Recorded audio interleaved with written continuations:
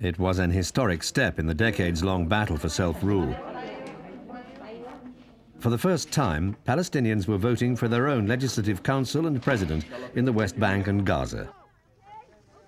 Yasser Arafat, who's poised to become the first elected president, was jostled by crowds and the media as he cast his vote. He's one of just 2 presidential candidates. This is a very important and historical day for the Palestinian people. Arafat's sole opponent is social activist 72-year-old Samila Khalil. To ensure the election was run fairly, foreign observers were monitoring polling booths. Former American President Jimmy Carter, who heads a group of observers, said voting was well organized, but accused Israeli soldiers of intimidating voters in Jerusalem. Not everyone was happy to vote. A group of Palestinian women called for a postponement of elections until their husbands and fathers were released from Israeli jails. And the day didn't end without violence. An Israeli teenage girl was stabbed in the shoulder by an Arab in Hebron, the only West Bank city where Israeli troops remain. And 3 Islamic militants killed in a shootout with Israeli troops on the eve of the election were laid to rest in Jenin. Polling stations were deserted and the elections denounced as a sham by those attending the funerals. Counting the votes is in many ways a formality.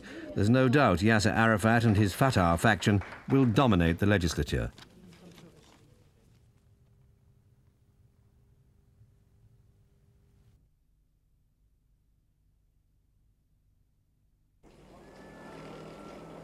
The Indonesian military says its plan could see the hostages released soon. 14 people, including 6 Europeans, are being held captive by a faction of the Free Papua organization. They're hidden deep in the jungles of Irian Jaya. The Indonesian plan is under wraps, but aims to avoid bloodshed.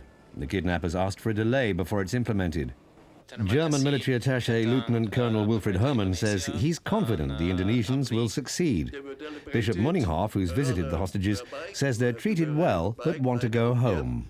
They were not beaten, and they only hoped that they would release.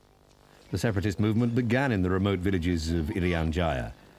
The area, a former Dutch colony, became an Indonesian province in 1963. Now the villagers fear they're being forgotten by Indonesia. The kidnapping a reminder they can't be ignored, no matter how remote their homeland.